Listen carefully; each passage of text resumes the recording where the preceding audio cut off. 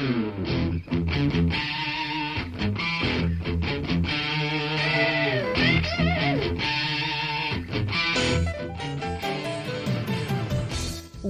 to Thriving Entrepreneur with your host, Steve Kidd, third-generation minister and 30-year business coach.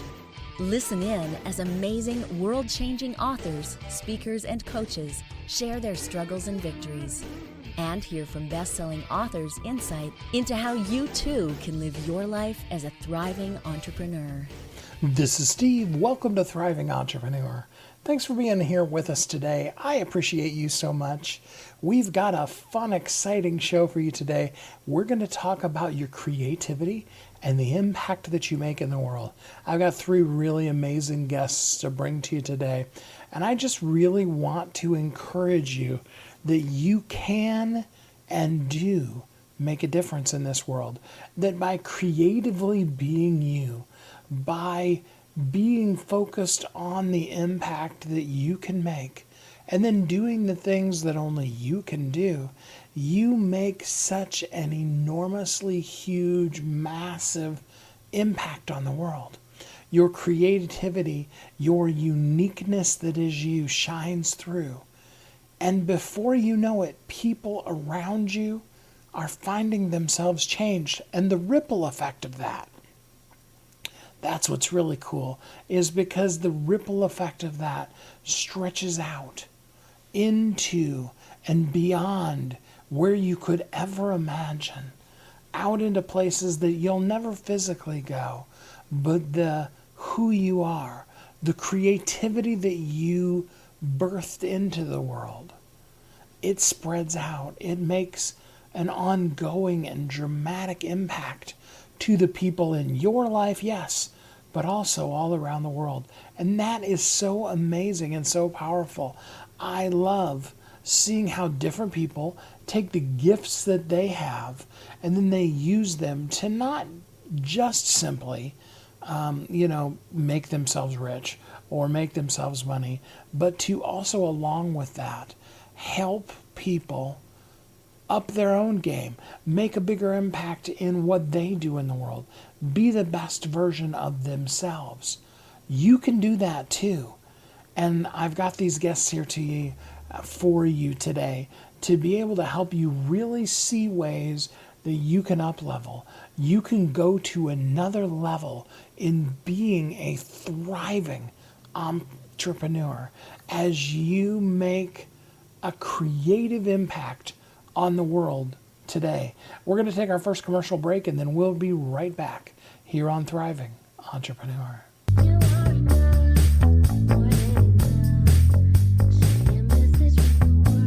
If you're an author who's on a mission, stand out with your brand out.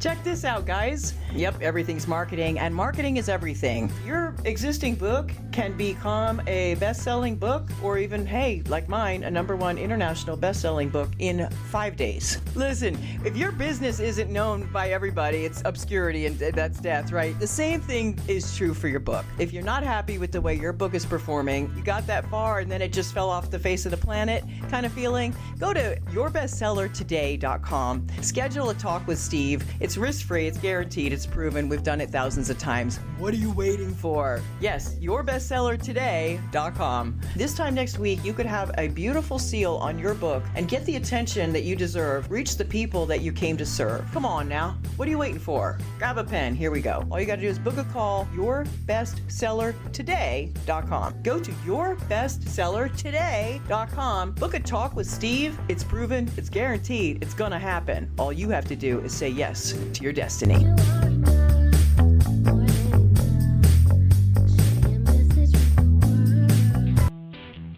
Welcome back to Thriving Entrepreneur. This is Steve. Welcome back. Let's jump right into it. Let's talk about consciousness and the things that your company that possibly works even for people in the spiritual realm, what they can do to make the impact as your creativity comes into the world and you consciously make the difference that only you can make. Join me in welcoming Charlie Hartwell. Hey, Charlie, how you doing today? Good, Steve. How about you? I'm doing good, thanks. So tell us a little bit about your background and how you show up in this world. Yeah, so everything having to do with my background seems to revolve around growth, innovation, authentic leadership, and change. I have professionally, I've worked in around 14 different industries. I'm a Harvard Business School graduate. I've, worked in the corporate world. I've worked in the startup world. I've worked in nonprofits, for-profits, domestically, internationally. I love to be part of building global movements and the work at Bridge Builders Collaborative, which is what I'm currently doing, investing in startups in the space of sort of consciousness, spirituality, and mental health is the latest thing that I'm involved with. That's awesome. So, and I love the name Bridge Builders Collaborative. That's a great name. I love it. Um, so tell us a little bit about what you're looking for when you find or a startup comes to you that makes them appealing to you. Good question. The first thing we look at is if we invest in this company, what can we imagine will be the positive impact on the world that will be made because we invest in it? The second thing we look at is who is the CEO, the entrepreneur, and would we have fun working with this person? And is this person, is she or he collaborative, passionate? Can we see ourselves actively supporting this person for years, because we are not a short-term investor, we're long-term investors. Next thing we look at is whether there's any good science behind the product or service, and what, if not, what holes need to be filled. Then we look at what's the business model around this, and how can the product or service or solution, how can it scale? What's the moat that can be built around it that protects it and gives it a competitive advantage? And then, finally, we look at what do we think the return on investment can be. Perfect. So I know you mentioned a couple of times mindfulness, consciousness, those kind of things. What are the kind of projects that kind of get your attention? The kind of things that you find being good contributions in the world? Well, so we've had kind of two chapters. We're beginning our second chapter as investors. We were probably the first investor that focused solely on what we used to call mind training. So we invested in companies like Headspace, a company called Happify, a company called Muse, Insight Timer. So if you look at the platforms, that we invested in, I could probably point to about 100 million people that are meditating that weren't meditating or practicing mindfulness 8 or 9 years ago on our platforms. And so those types of platforms and digital therapeutics are another asset or another type of company that we invested in. Those are going to scale. And so now what we're looking at is to actually go deeper in helping people to connect more authentically to themselves, to uncover their own true nature, deeper into mental health, and finding the stories or the trauma behind why people are suffering, offering invitations to sort of transform that trauma and lead with greater purpose. Because we've all seen those people who have really great resumes, right? Is it more intuitive for you at this point, or are there like kind of specific things that you like to see them having done in the world before you select them? I think the first thing we actually look at is, are they themselves integrated? Have they done their own personal work? Are they, have they practiced for a long period of time? In our space, a lot of people start companies because of personal experience. And so the first thing is, how how deep have they gone into themselves? How integrated are they? How collaborative are they? The second thing we look for is what type of a leader are they? Can we imagine them assembling a team of people and being able to sort of steward, a really strong team to be able to accomplish, a remarkable mission? We look for, yes, we look for experience, but that's not, it's not always, the key. I think we try to understand whether they know the distribution system that they're going to be selling into, and whether or not they're well networked and know how, how to operate in those spaces.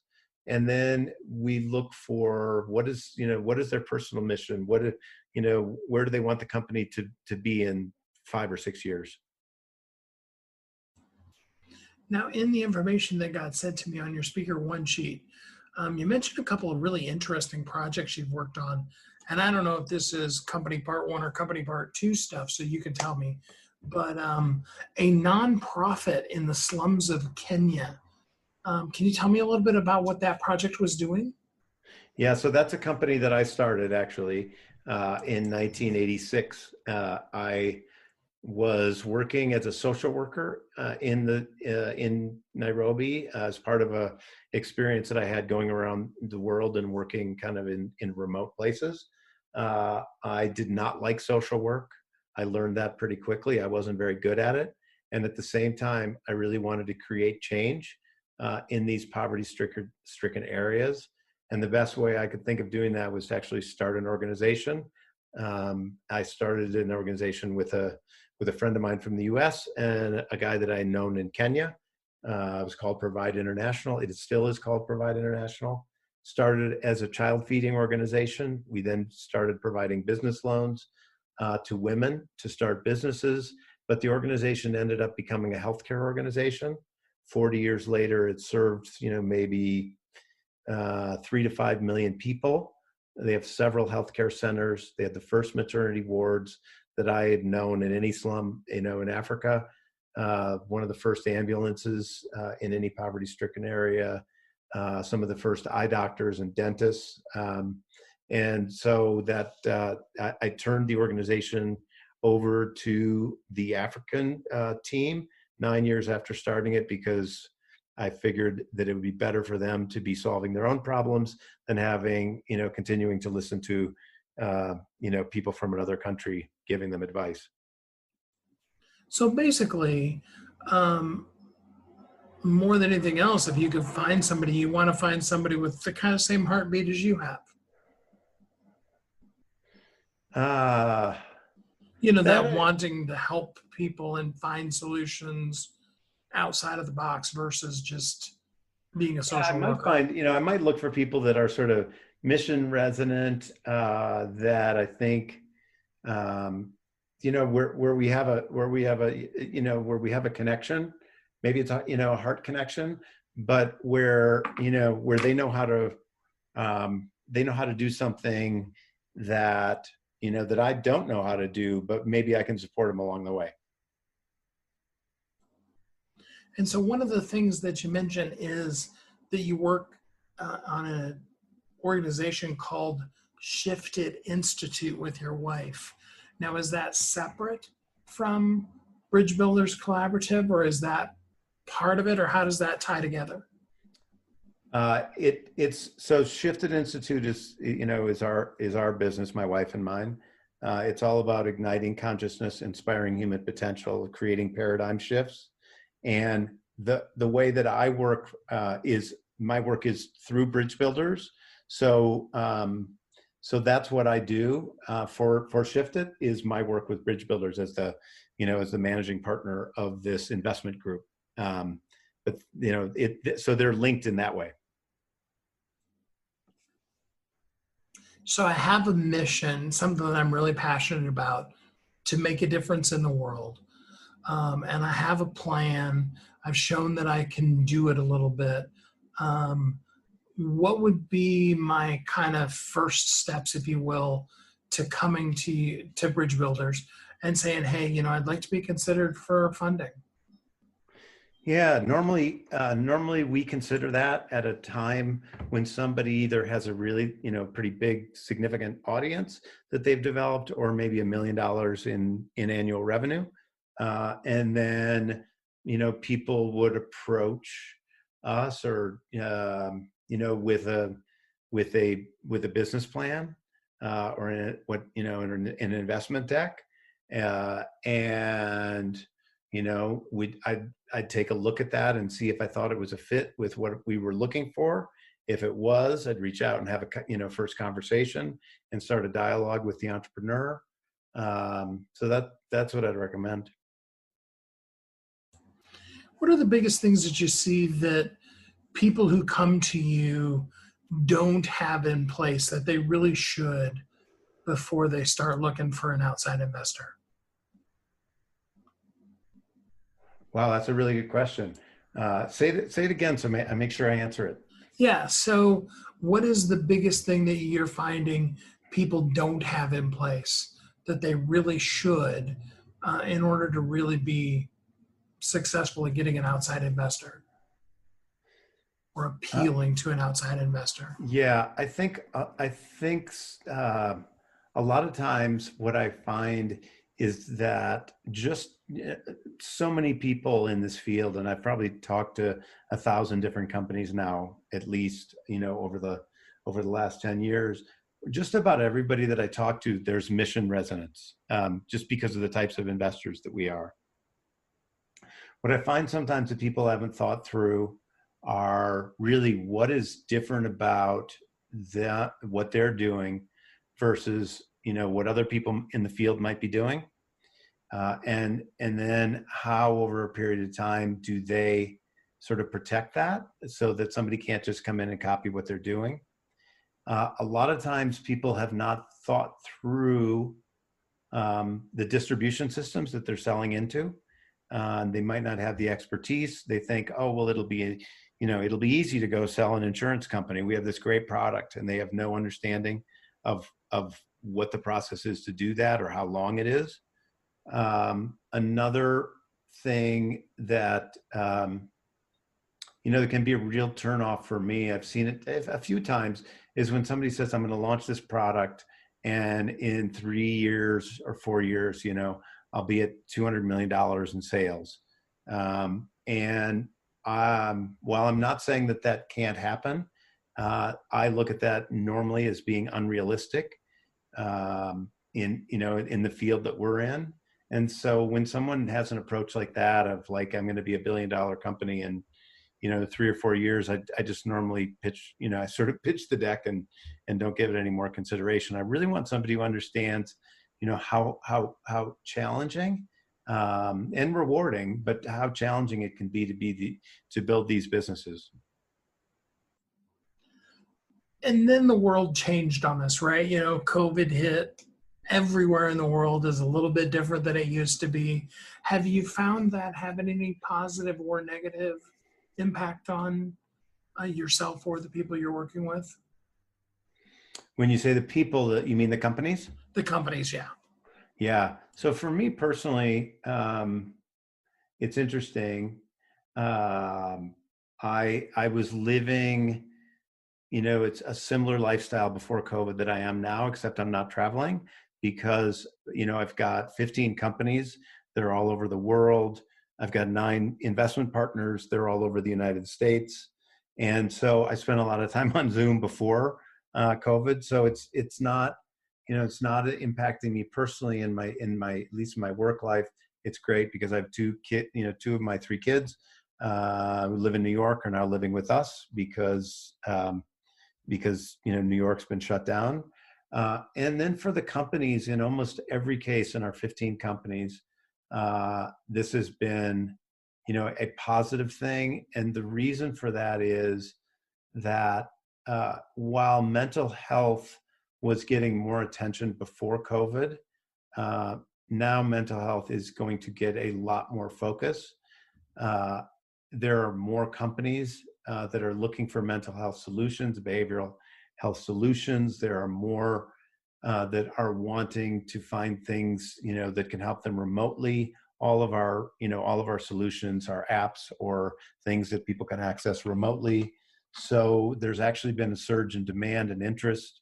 And while I can point there's a couple companies where things maybe have been hard in the short term because of COVID. Really, the what's happened and what's changed is actually building momentum for the long term. So in our space, unfortunately, or fortunately, this has really revealed an even deeper mental health crisis. It's on the surface more than it ever was, and more people are paying attention to it. So it's actually a very good time to be in our field. So for people who want to, go deeper with you, they'd like to maybe look and see if their company is something you would invest in. Do you have openings for new companies right now? Oh, we're always looking for companies, and and it's pretty strict criteria. I'd say if I've looked at 1,000 companies, we've invested in 15, and so it's from our perspective, happy to take a look at at business plans that fit our criteria for, normally that's around the Series A. And we very carefully consider, what businesses we partner with and what entrepreneurs we partner with. For people who would like to get in contact with you, what's the best way for them to reach out to you and start the conversation? So my email is charliehartwell@mac.com. I'm also on LinkedIn, just Charlie Hartwell. Those are probably the best two ways to contact me. Perfect. Well, Charlie, I really appreciate you taking some time here on the show with us today. Great, Steve. Good to talk to you. All right, so there's example one of how your creativity, who you are in this world, can make a difference for people that are also making the difference that only they can make in the world. Think about that a little bit here while we take our first commercial break here on Thriving Entrepreneur.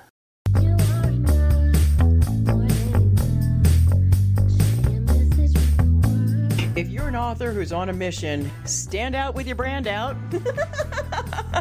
Check this out, guys. Yep, everything's marketing, and marketing is everything. Your existing book can become a best-selling book, or even, hey, like mine, a #1 international best-selling book in 5 days. Listen, if your business isn't known by everybody, it's obscurity, and that's death, right? The same thing is true for your book. If you're not happy with the way your book is performing, you got that far and then it just fell off the face of the planet kind of feeling, go to yourbestsellertoday.com. Schedule a talk with Steve. It's risk-free, it's guaranteed, it's proven. We've done it thousands of times. What are you waiting for? Yes, yourbestsellertoday.com. This time next week, you could have a beautiful seal on your book and get the attention that you deserve. Reach the people that you came to serve. Come on now. What are you waiting for? Grab a pen. Here we go. All you got to do is book a call, yourbestsellertoday.com. Go to yourbestsellertoday.com. Book a talk with Steve. It's proven, it's guaranteed, it's going to happen. All you have to do is say yes to your destiny.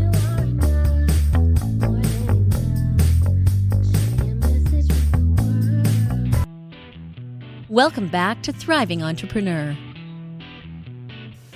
This is Steve. Welcome back. Thanks so much for being with us on Thriving Entrepreneur today. We are talking about creativity and making an impact with just simply bringing creatively out into the world who you are, taking those gifts that you have and making a difference in the market that you're in. Maybe just by simply taking some things that you've learned, you may be able to revolutionize your whole entire industry. Think about that one a little bit as we jump in here to our next guest. Join me in welcoming Stacy Berenfoss. How are you today, Stacy? I am doing well, Steve. How are you doing today? I'm doing great, thanks. So tell us a little bit about you and how you show up in the world. Yes. So for the past 14 years, I have been in the residential real estate world. And in the past 2 years, recently got into the development, new construction world and finished an 11 home custom home subdivision. And have since added a consulting and training arm to the real estate businesses. It's really important to us that everything we do, elevates the game in some way, whatever game we're playing, and that it's better than what we found it. And so that's, in summary, what I've been up to. So when you work with the client, tell me a little bit this is so unfair. I apologize, but what's your favorite kind of client to work with?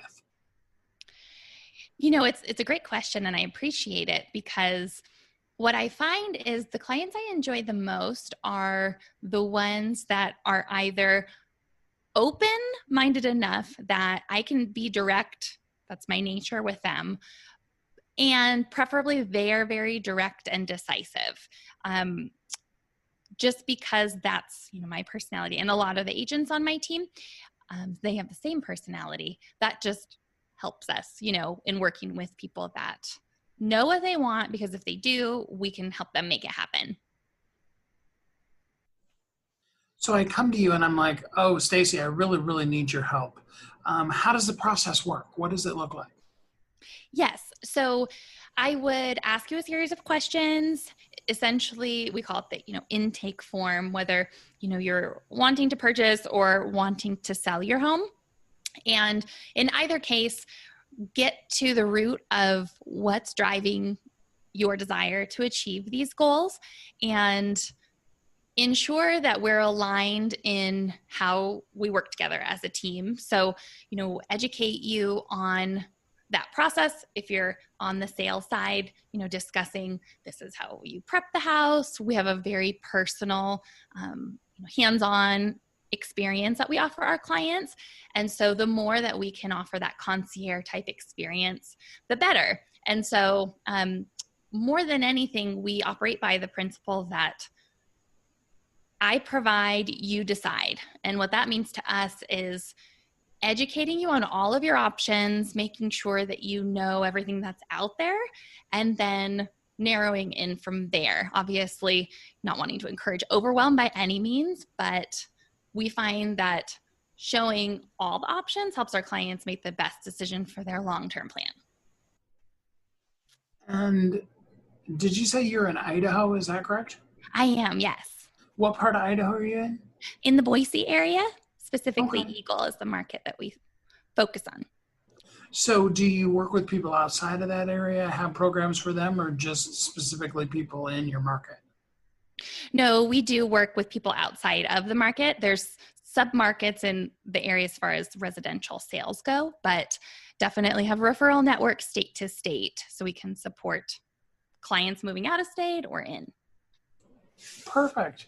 So, there's so many things that, I don't know, I kind of always think they're scams that I've seen these days. The one that comes to my mind is the radio ad that plays that it's like, if we can't sell your house in the next 30 days, we will buy it from you. Have you ever heard that one? Yes. Do they have that one playing? Can you explain to people what the downside to that is? Definitely. So in that specific situation, they're obviously not knowing exactly their contract or fine print. The basic thing you need to know is that they're not looking at your situation in selling your house to capitalize on your bottom line in your best interest. They're going to look at what is fair market value on the low end. And so I definitely advise people to get other opinions if they're going to go down that route, because most of the time they're not capitalizing on what the market would really bear if a typical buyer would come forward. And so that's the biggest risk, is leaving money on the table. So then how do I know how to be able to find a good realtor? There's so many out there, everywhere from park benches to radio ads. How do I know how to find a good realtor?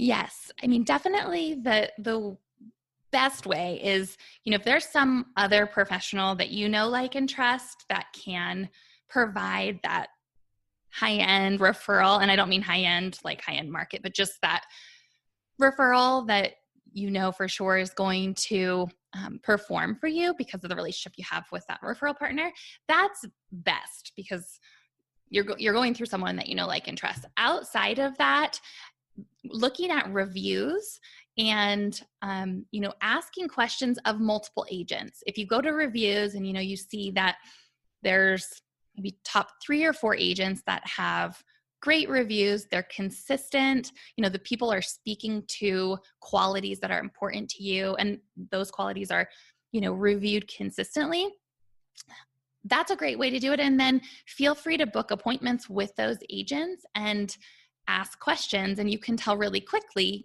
by who's answering, who's following up, and if they're willing to engage with an interview process. If they are, that is a great agent, because I know when people call me and, give me the third degree, if you will, I appreciate that, because that's where I can really shine, because other agents will get frustrated or even just not answer the phone. So I appreciate that extra effort. So I'm going to take a little tiny left turn at Albuquerque for you here just for a second, because I have a personal question to ask, but it is about real estate. Lately, I've been looking at, and I may use the phrases wrong here, but manufactured, like factory built and then brought to your house type of houses, not mobile homes, but like manufactured type of homes, if I'm using the phrases right. Yes. What are the goods and bads of that from a realtor standpoint? Yes.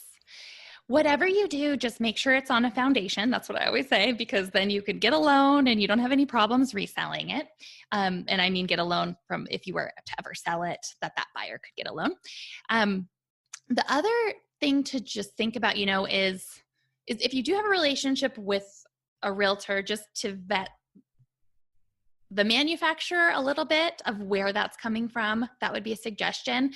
But I am also seeing that we call it prefab here, those types of homes that are coming in a couple of boxes, and we just pour the foundation and obviously any other concrete for the driveway that's required. But it can be a really great deal. And there's really no downsides from the real estate perspective, other than just making sure that it is on that foundation, because we do run into issues with manufactured homes or mobile homes if they are not on foundations. FHA and other lending options will not loan on those properties, which just diminishes your market of how many buyers can qualify to purchase your property. Stacy, you have such a happy personality. What's your secret? How do you keep yourself and your staff upbeat and happy? Yes.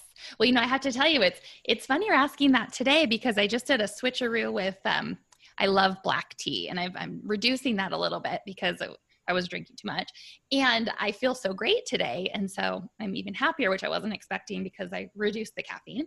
But my secret is definitely my morning routine. And I pass that along to my staff and team members, of making sure that your cup is full and being able to play at a high level, because you're doing your workout, your meditation, your list of gratitudes, and you're focused on the vision for your life that you want. Those things carry you through thick and thin. And so that's definitely the secret. And life is good, so let's be happy. So here we are in the middle of a pandemic. I don't know enough about Idaho's politics, and I'm glad, honestly, to know what your state is or isn't doing as far as shutdown goes. But have you found that it's really impacting the marketplace for you at all? Have things changed? Is it pretty much the same? How does that look these days? Yes. So it definitely has changed, but it has changed for the better. It has been increasingly busy. We've sold more homes throughout the pandemic than last year at the same time. And, I really believe our area is on the map for, best places to live for, many reasons. And I think that the pandemic showed people really what that lockdown shutdown looks like. And I think it's inspired people to make the move sooner than maybe what they were expecting, just because of that reality. So it's definitely, it's stayed, again, increasingly busy. And with the interest rates below 3%, that definitely incentivizes people as well to get in, while things are good. So you've been doing this for a little while now, and things are going well. What is the secret between, because you hear so many people talk about, well, in 2008 it was down, and in this it was down, and that was, what's the secret to stay consistent regardless of what is or isn't happening in the economy overall for the country? Yeah. So I think that making a plan and sticking to the plan, that was definitely my secret in 2008 to 2012. I knew how many people I needed to speak to build the business I wanted to build and serve the people that I wanted to serve. And so if you can make a plan that ties into that bigger vision that you want for your life, and no matter what, run that plan. We're running that same plan even when things are so busy right now, that we ran in 2008. And it's the way to have a healthy business. And no matter what, it will allow you to perform and just support you when things get hard, and also carries you through no matter what your external environment is doing. You will have to adjust, of course, and adapt how you're doing things. We're using Zoom and virtual tools a lot more than we did before, but at the end of the day, we're not deviating from the plan. That's the bread and butter. So let's give some practical tips to both buyers and sellers. Pretty much the same question, but you're going to need to answer it individually for each of them. So what is the number one first thing a buyer can do to get ready to buy a house? And what is the number one first thing a seller can do to get ready to sell their house? Yes. So the number one thing that a buyer can do to get ready is to contact 3 lenders and get fully pre-approved with at least one, to know what their borrowing power is, what kind of financing they want to pursue, because most markets are so competitive that positions you as a buyer to make offers and make bold moves so that you get the house that you want and you're fully prepared to take action. So that would be the number one thing as a buyer.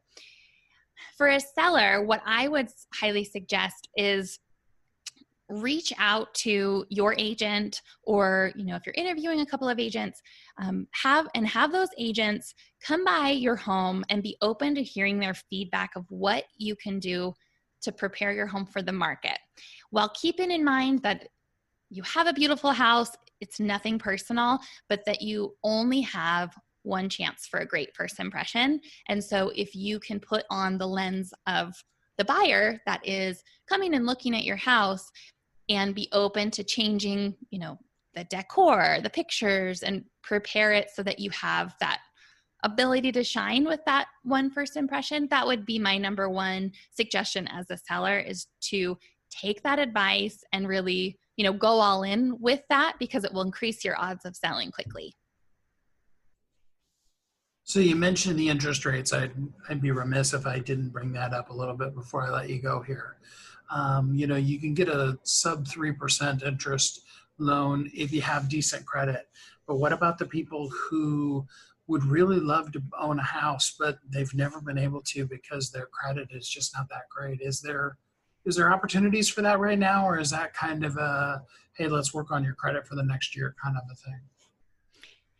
Yeah, so I think that the thing I always suggest is, you don't know if you can really do something until you try. And so if you have questions about your credit and if it's high enough to pursue a loan, call a lender, because there are a lot of programs out there for first-time home buyers, or, programs for folks that don't have credit. I mean, even there's some programs in some markets, down to 580 credit score that you can, go and get a loan. So, give yourself that opportunity to explore what those options could be. And the lender will tell you if your credit needs to be worked on for a year, what you need to do.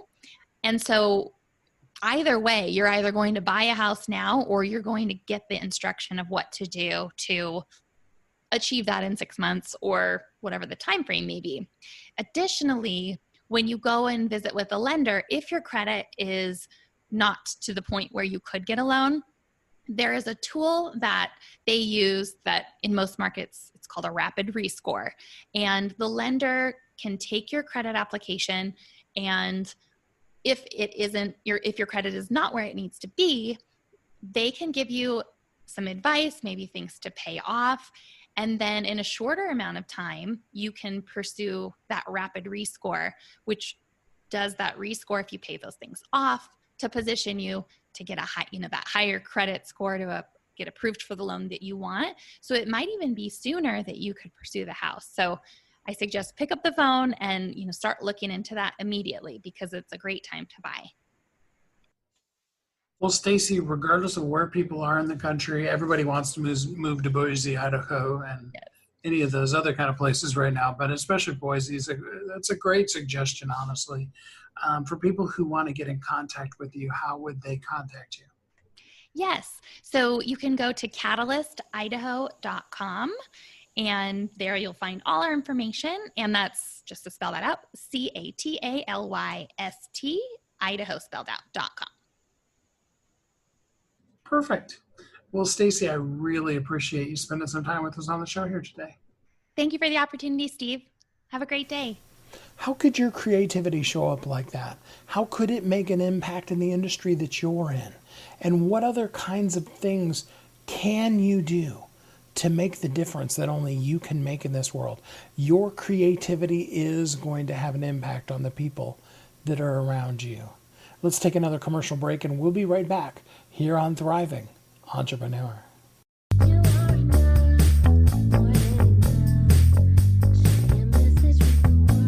If you're an author who's on a mission, stand out with your brand out. Check this out, guys. Yep, everything's marketing, and marketing is everything. Your existing book can become a best-selling book, or even, hey, like mine, a #1 international best-selling book in 5 days. Listen, if your business isn't known by everybody, it's obscurity, and that's death, right? The same thing is true for your book. If you're not happy with the way your book is performing, you got that far and then it just fell off the face of the planet kind of feeling, go to yourbestsellertoday.com. Schedule a talk with Steve. It's risk-free, it's guaranteed, it's proven. We've done it thousands of times. What are you waiting for? Yes, yourbestsellertoday.com. This time next week, you could have a beautiful seal on your book and get the attention that you deserve. Reach the people that you came to serve. Come on now. What are you waiting for? Grab a pen. Here we go. All you got to do is book a call, yourbestsellertoday.com. Go to yourbestsellertoday.com. Book a talk with Steve. It's proven, it's guaranteed, it's going to happen. All you have to do is say yes to your destiny.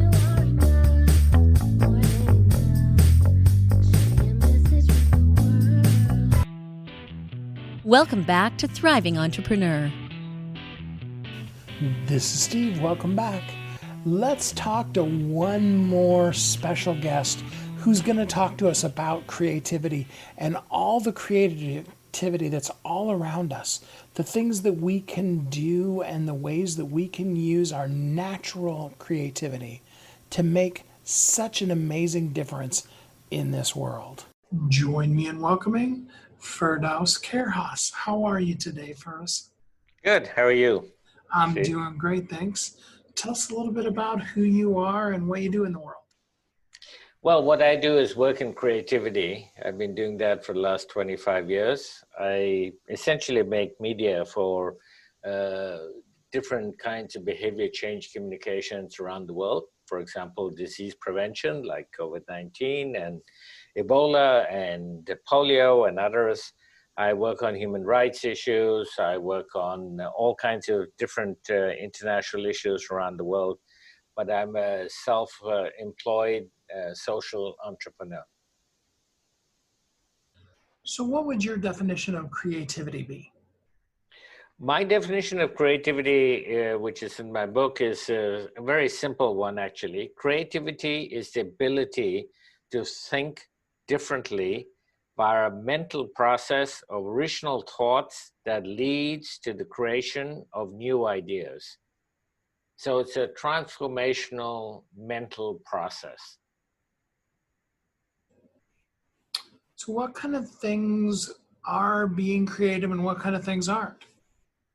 Well, what's being creative is, I mean, there's creativity all around you. Everybody is a creative person, especially when they're young. We all have used creativity. And now with COVID-19, we've had to apply a lot of creativity because everything has had to be rethought. Essentially, everything from the way we conduct our personal lives to our companies and organizations and the way they operate. So I think that creativity is applicable absolutely everywhere. Creativity is simple. It's having an open mind. It's fun. It's expression. It's curiosity. It's all around you. It's what grabs you. It's being different. It's unusual. It's sometimes adopting wild ideas. And it's what makes the impossible possible. And creativity is doing. It's not just a mental process. That's the actual way you have creativity, but you have to do something with it. You sometimes have to use creativity within a context, and creativity can make you a lot of money. If you think about all the biggest companies in the world, they've all used a lot of creativity. So, where do we start? How do we tap into our own inner creativity?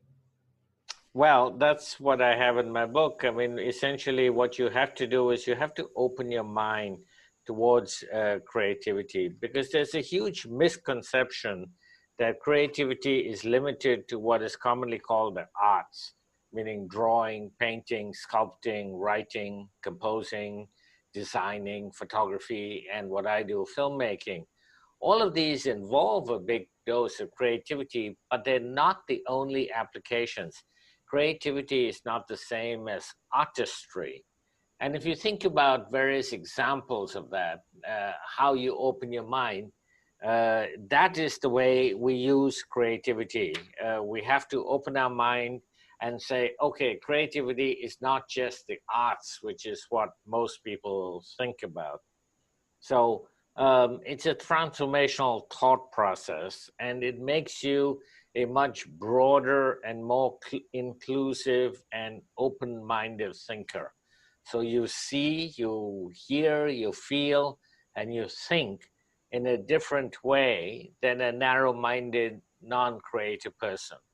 You become more self-aware. You will discover yourself and the world from a new perspective if you're a creative thinker. So, how does a highly creative person tap into that and reach success without getting pulled off into creative endeavors, whether that be mental or artistic, all the time? Well, there are various exercises that one could do, but essentially it's a mind-opening process. So you have to understand what creativity is. You have to be open towards using creativity. You have to apply creativity. You have to understand what creativity is not, and I give lots of examples of that. You have to communicate with creativity. You can problem solve with creativity, and you can use creativity, but you need certain aspects, certain parameters to move forward with creativity. It's never too late in your life to use creativity, and you can use creativity in absolutely everything you do, whether it's in your personal life or your professional life. So let me give you an example. Think of the most difficult problem you have right now in your life. I don't know what it is, and I'm not asking you to name it, but just think of what it is. And then you think about various solutions to that problem. Now, you can approach the problem in a fairly narrow way. You can approach that problem saying, okay, I need to solve this problem, and this is the way I'm going to approach it. But creativity, if you're a creative thinker, you would allow yourself many different ways to approach the problem and then to solve the problem. So, for example, let me give you an example. If you're thinking of, I don't know, you're redesigning a bicycle, you can redesign a bicycle in many different ways, and maybe you just need to redesign the handlebars, and that's enough, and you don't need to redesign the rest of the bicycle, because that's a creative process you went through to create that, and that's something new, and that's all you need to do. So it depends on the problem that you want to do, that you want to apply. Creativity is actually the top skill one needs nowadays in professional life. And there have been lots of studies. If you looked at LinkedIn, for example, they do an annual study every year, and they have said that creativity is the most important skill a person needs nowadays to succeed. So, what do you think is one of the biggest things that hold people back from allowing themselves to be creative? They have a narrow mind. They haven't opened up themselves to be a creative thinker. They don't think creatively. They look at a problem from a very narrow perspective. They don't understand the transformational process of power of creativity, and it becomes a very sort of narrow-minded approach to things. I mean, there are many examples that I use creativity in my own life, and I never thought of myself as a creative person. I went to university studying international affairs, and then I wrote a couple of books, and I was the head of the United Nations Association. Then I worked in the Immigration and Refugee Board for a while. And then suddenly I decided, okay, I'm going to apply my creativity. And I started a media company, mainly using animation for social change. I actually can't animate to this day, even 25 years later, I can't animate. What I do is apply a process of creativity in all the work that I create. And that has allowed me to reach literally hundreds of millions of people. So if you think of the largest companies in the world, for example, they're all very highly creative. I'm talking to you on an Apple computer. Well, Apple is a good example of the application of one or two people, in that case, two people's ideas. Apple was founded by Steve Jobs and Steve Wozniak. And here it is, the biggest company by market cap in the world, by market capital in the world.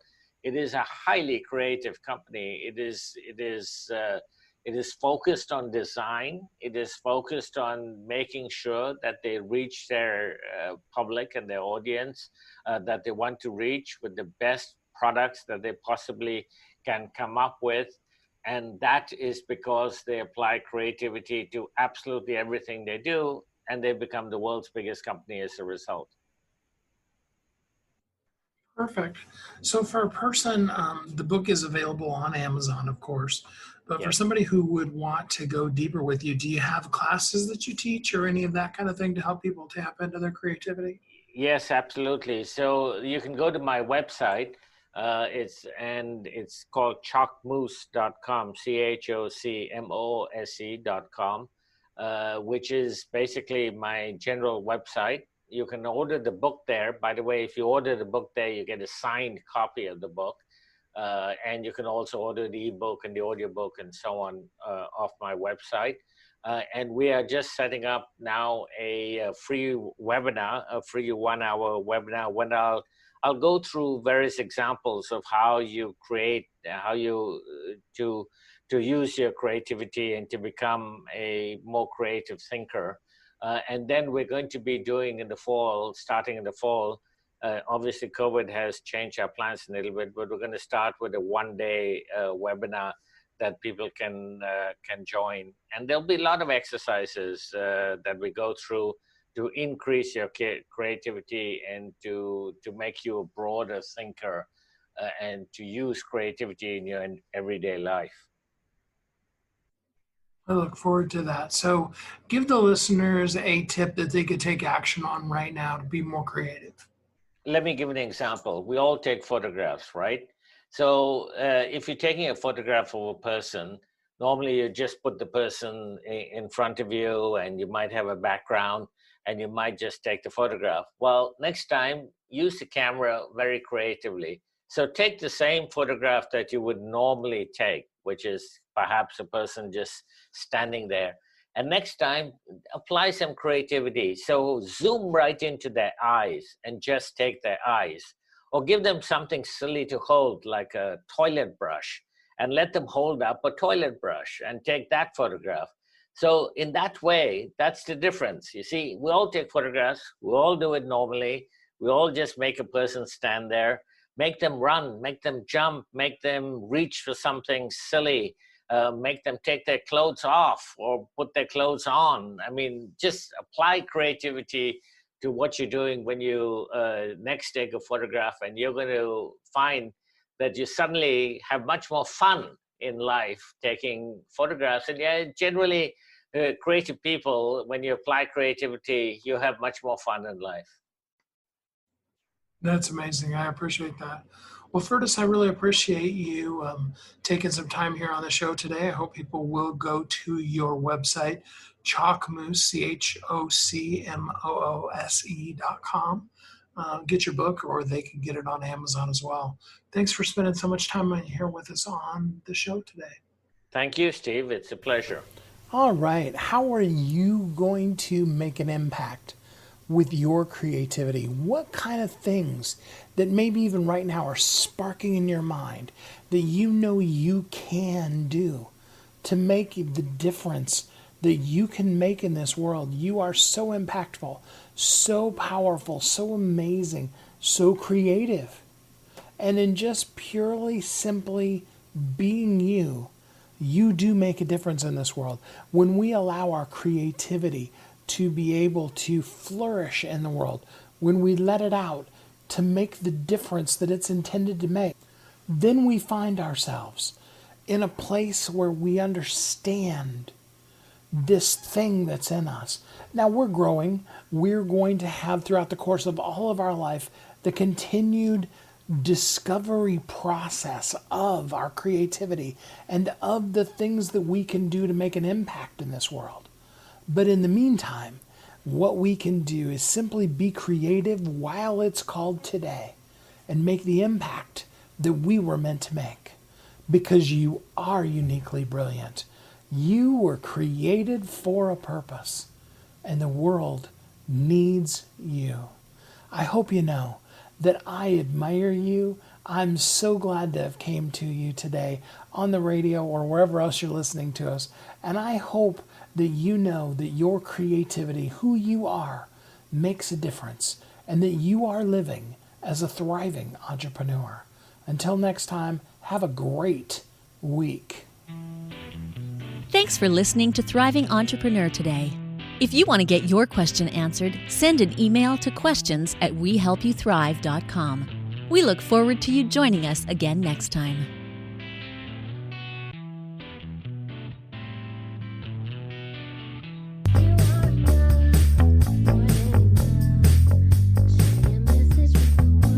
If you're an author who's on a mission, stand out with your brand out.